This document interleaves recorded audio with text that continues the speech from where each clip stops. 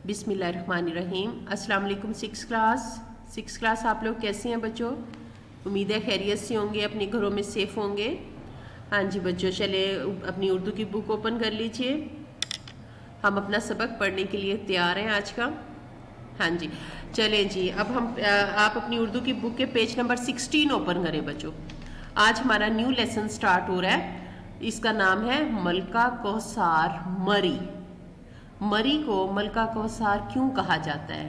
मलका कौसार का मतलब है पहाड़ों की मलका, तो मरी को क्यों कहा जाता है ये मैं आपको बताती हूँ। मरी को मलका कौसार मरी इसलिए कहा जाता है कि बच्चों जब पहाड़, बल्कि आप ऐसे कीजिए, आपके पास अगर रफ पेज है ना तो उस पर ज़रा पहाड़ों की पिक्चर बनाएं जी। इन पहाड़ों को जब आप आपस में जोड़ेंगे ना तो इनकी जो ऊपर की पीक है, जो चोटी है, वो ऐसे आपको लग रही है जैसे किसी मलका का ताज रखा हुआ है। ताज है, ताज वही जो सर पर पहनती हैं मलकाएं, ठीक है। उसके ऊपर जब बर्फबारी पड़ती है, अब स्नो फॉलिंग हुई इसके ऊपर और उधर से सूरज निकला, सूरज की किरणें जब इस स्नो फॉलिंग पर पड़ी, इसके ऊपर पड़ी हुई बर्फ के ऊपर लगी, टकराई इससे, तो ये बर्फ इस तरह जगमगा रही होती है, ऐसे शाइन कर रही होती है जिस तरह ये डायमंड्स होते हैं। अल्लाह ताला ने पहले तो पहाड़ों के साथ एक ताज बना दिया, ऊपर से उसके ऊपर करके स्नो फॉलिंग और फिर सूरज निकाल के तो उसे यूं चमका दिया जैसे सचमुच मरी ने अपने सर के ऊपर ताज पहना हुआ है। हाँ जी, तो ये इस वजह से इसको कहते हैं मलका कौसार मरी, पहाड़ों की मलका। बच्चों ये बहुत सेहत अफजा मुकाम है। जब भी हम लोग अपनी डेली रूटीन से उकता जाते हैं या कुछ दिन रिलैक्स होना चाहते हैं, इस बिज़ी लाइफ में से कुछ टाइम अपने लिए जब हम स्पेंड करना चाहते हैं तो हमारी कोशिश होती है हम किसी पुरफ़ज़ा मुकाम पर जाएं। कुछ लोग अपने गांव जाते हैं, कुछ लोग कहीं घूमने फिरने जाते हैं और कुछ लोग मरी चले जाते हैं। जी जनाब, तो मरी जब जाते हैं तो वाकई वहाँ का वेदर और यहाँ के हमारे लाहौर के वेदर में ज़मीन आसमान का फ़र्क होता है जी। वहाँ पर एक तो साफ़ सुथरा माहौल, ऊपर से बल खाती सड़कें, ऊपर से लंबे लंबे सरू के दरख्त। वाह वाह, अल्लाह ताला के, यानी कि अल्लाह ताला ने पाकिस्तान को इतनी नेमतों से नवाजा हुआ है, इतनी नेमतों से नवाजा हुआ है कि हम हर लम्हे शुक्र अदा करें तो हम नहीं कर सकते, ठीक है। अब देखें ना आप, अल्लाह ताला ने प्लांटेशन कैसे की हुई है। आपका क्या ख्याल है, पहाड़ों पे किसी बंदे ने जाके ट्रीज लगाए हैं? बिल्कुल नहीं, ऐसा बिल्कुल नहीं है। ये जो इतने बड़े बड़े सरू के दरख्त वहाँ पर लगे हुए हैं और इतने जो कि ज़मीन से लेकर और पहाड़ की चोटी तक पहुँचा हुआ है, इसका इतना मोटा तना है, ये किसी बंदे की बस की बात नहीं है कि वो टेढ़े मेढ़े पहाड़ पर जाए और एक बीज बोकर आ जाएगी। अल्लाह ताला की कुदरत है बच्चों।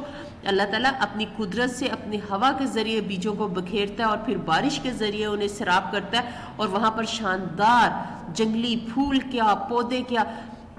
और पता है बहार का एक सीजन पहाड़ों पर ऐसे आता है जब वहां पर जंगली फूल खिले होते हैं और वो फूल ऐसे कि पूरा पूरा पहाड़ जो है वो रेड हुआ होता है और कहीं से येलो हुआ होता है। वो बहुत छोटे जंगली फ्लावर्स होते हैं और उन डेज में वहाँ पर बच्चे उनके ताज बनाकर लेके खड़े होते हैं जो कि टूरिस्ट को बेच रहे होते हैं। जो सियाह जाते हैं उन्होंने अक्सर सरों पर वो ताज पहने होते हैं जो कि वहाँ के बच्चे, यानी कि एक जरिए माश बना ना वहाँ के लोग घरों में बैठ कर ताज बनाते हैं वो जंगली फूलों से। और फिर वो रोड पे लाके अपने जो टूरिस्ट वहाँ पर आते हैं, जो सियाह वहाँ पर आए होते हैं, उन्हें सेल करते हैं। तो यानी कि अल्लाह ताला उनसे रोज़ी भी फराहम कर रहा है अपने बंदों को, ना सिर्फ बंदों को बल्कि चरिंद परिंद को भी। अब आप ये देखें कि उन पहाड़ों, उन दरख्तों पर लगने वाला फल जब परिंदे खाते हैं तो उनकी भी अल्लाह ताला ने खुराक का बंदोबस्त कर दिया। और जब वहाँ पर बंदर और जो दूसरे जानवर हैं, जो एनिमल्स वहाँ पर रहते हैं, बंदर को तो आपने खुद देखा होगा, बंदरों को तो वहाँ पर लोग भी बहुत सा खाना खिलाते हैं, कोई पॉपकॉर्न डाल रहा होता है, कोई सिट्टे खिला रहा होता है। तो अल्लाह ताला ने उनकी भी रोजी रोटी का वहाँ पर बंदोबस्त किया हुआ है बच्चों। तो अल्लाह ताला बहुत बेनियाज है, वो अपने बंदों को, अपनी मखलूक को स्पेशली हर जगह रिस्क देने का वादा अल्लाह ताला ने किया हुआ है। चाहे वो जंगल में हो या समंदर की गहराइयों में हो, हर जगह अल्लाह ताला ने उसको रिस्क फ्राहम करना है। तो ये भी अल्लाह ताला की कुदरत है, उसका करिश्मा है कि इतने बड़े बड़े बुलंदों वाला पहाड़ों पर अल्लाह ताला ने वहाँ की सारी मखलूक को रोज़ी रोटी फ्राहम की हुई है। جی وہاں پر بہت زیادہ ہوٹلز بنائے ہوئے ہیں لوگوں نے، اور بہت زیادہ چھپڑ ہوٹل بھی ہیں، وہ کیا کہتے ہیں اس کو، یعنی کہ وہ جو روڈ کے کنارے ہوٹلز بنے ہوتے ہیں، چائے والے بیٹھے ہوئے ہیں، پکوڑے بنا رہے ہیں، وہ ہیں، ان سب کی روزی لگی ہوئی ہے، اللہ تعالیٰ نے وہاں انہیں بہت وافر مقدار میں دیا ہوا ہے سب کچھ۔ تو یہ جو مری، اور جو مری کی خوبصورت سڑکیں ہیں، میں کہہ رہی ہوں کہ بندہ اتنے اس میں جو مزہ آتا ہے نا بچوں، وہ صرف ٹریولنگ کا آتا ہے۔ آپ جہاں مرضی گاڑی رکواتے ہیں، اترتے ہیں، وہاں پر تصویریں بناتے ہیں، پھر بیٹھ جاتے ہیں، پھر تھوڑا سا ٹریول کرتے ہیں، پھر اترتے ہیں، پھر تصویریں بناتے ہیں، پھر یعنی کہ جگہ جگہ جو ایک انہوں نے پکنک پوائنٹس بنائے ہوئے ہیں نا، گورنمنٹ نے جو پکنک پوائنٹس بنا دیے ہوئے ہیں، وہ اسی لیے نا کہ ٹورسٹ یہاں زیادہ سے زیادہ آئیں، انجوائے کریں، دیکھیں، اور اللہ تعالیٰ کی حمد و ثنا بیان کریں۔ ٹھیک ہے، تو بچوں یہ آج ہمارا جو لیکچر ہے نا، یہ مری کے اوپر ہے سارے کا سارا۔ ٹھیک ہے، اب ہم اپنی بک کی طرف آتے ہیں اور ہم اب پڑھنا سٹارٹ کرتے ہیں، ریڈنگ سٹارٹ کرتے ہیں۔ آپ یوں کیجئے، اپنا ہائی لائٹر اور لیڈ پینسل اپنے ہاتھ میں پکڑ لیں، شاباش، تاکہ جو میں آپ کو ہائی لائٹ کرواؤں وہ آپ ہائی لائٹ کرتے جاؤ، اور جن کے میننگز میں لکھواؤں ان کے میننگز لکھتے جائیں۔ شاباش بچوں، یہ جلدی سے کام کر لیں۔ جی میں جو بلو باکس ہے اس کے میننگز آپ کو لکھوانے لگی ہوں، آپ لکھ دیں اچھی سی رائٹنگ میں، تاکہ آپ سے خود سے پڑھا جا سکے۔ نبرد آزماں، لڑنے کے لیے تیار، جی خنک ٹھنڈی، سہانا خوبصورت، مبہوت حیران ہکا بکا، ہاں جی آغوش گود، پہلو سیاح سیر کرنے والے، جی وہی سیاح جو کہ ذرا سی برف باری ہوتی ہے اور فوراً مری پہنچ جاتے ہیں، انہی کو سیاح کہتے ہیں، جو سیر و سیاحت کے بہت شوقین ہوتے ہیں نا، وہ سیاح۔ یخ بستہ، شدید سردی، یعنی کہ برف جما دینے والی سردی، بہت شدید سردی۔ سحر انگیز، جادو کا اثر، جادو کرنے یعنی کہ ایسا اثر، جادو کا اثر کہ انسان اس میں کھو جائے۔ ٹھیک ہے، اب ہم یہ تو آپ کے ورڈز میننگ ہو گئے۔ اب ہم آگے میں بک ریڈنگ سٹارٹ کرنے لگی ہوں، آپ نے غور سے سننی ہے بچوں، اس میں کافی ڈیفیکلٹ ورڈز ہیں، آپ کو بار بار اس کی پریکٹس کرنی ہوگی، لہٰذا جو میں ہائی لائٹ کروانی وہ آپ کرتے جائیں تاکہ آپ کو مسئلہ نہ ہو۔ آبجیکٹیو بھی اس میں سے آتا ہے اور املا بھی اس میں سے ہوتی ہے، دونوں چیزیں ہوتی ہیں۔ ٹھیک ہے، مری پنجاب کا تاریخی مقام ہے، تاریخی یعنی کہ پرانا مقام ہے، کوئی نیا نہیں ہے۔ مری پنجاب کا تاریخی مقام ہے، یہ ضلع راولپنڈی میں شامل ہے۔ کس میں شامل ہے؟ راولپنڈی میں، ہاں جی، یہ ضلع راولپنڈی میں شامل ہے۔ راولپنڈی کے شمال مشرق میں، ہاں جی شمال مشرق میں گاڑی کی تقریباً 1 گھنٹہ مسافت پر واقع ہے۔ مسافت کس کو کہتے ہیں؟ دوری کو، فاصلے کو۔ تو انہوں نے کہا ہے کہ راولپنڈی سے شمال کی جانب تقریباً گاڑی میں 1-1.5 گھنٹہ سفر کریں تو ہم وہاں پہنچ جاتے ہیں، یہ واقعہ ہے۔ سمندر کی سطح سے اس صحت افزا مقام کی بلندی تقریباً 7500 فٹ ہے۔ کتنی ہے؟ سمندر کی سطح سے اس صحت افزا مقام کی بلندی تقریباً 7500 فٹ ہے، یہ سمندر سے 7500 فٹ اونچا ہے۔ جی یہاں اپریل سے نومبر تک بہت اچھا موسم رہتا ہے، البتہ دسمبر سے مارچ تک شدید سردی پڑتی ہے۔ دسمبر کے آخری اشرے سے لے کر فروری کے ابتدائی اشرے کے دوران شدید برف باری کا زمانہ ہے۔ ہاں یہاں پر آپ رکیں سب بچے اور ذرا سنیں انہوں نے کیا کہا ہے۔ انہوں نے کہا ہے کہ یہ سمندر سے 7500 فٹ پر بلند ہے۔ اپریل سے نومبر تک یہاں کا موسم بہت اچھا رہتا ہے، اپریل سے نومبر تک، اور دسمبر سے مارچ تک۔ کب سے کب تک؟ جی دسمبر سے مارچ تک شدید سردی پڑتی ہے، اور دسمبر کے آخری اشرے میں اور فروری کے ابتدائی اشرے میں شدید برف باری ہوتی ہے۔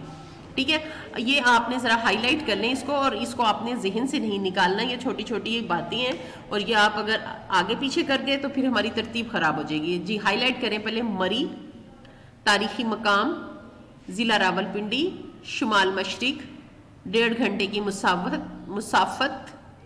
کہتے ہیں، دوری کو لکھ بھی لیں، اس کا میننگ بھی لکھ لیں، تقریباً 7500 فٹ، اپریل سے نومبر اچھا موسم، دسمبر سے مارچ شدید سردی، آخری اشرہ جی اچھا اب میں آپ کو یہ بتا دوں اشرہ کس کو کہتے ہیں۔ جب ہم 30 ڈیز کو، مہینے کے 30 دنوں کو 10-10 دنوں میں ڈیوائڈ کرتے تو وہ ہمارے اشرے بن جاتے ہیں۔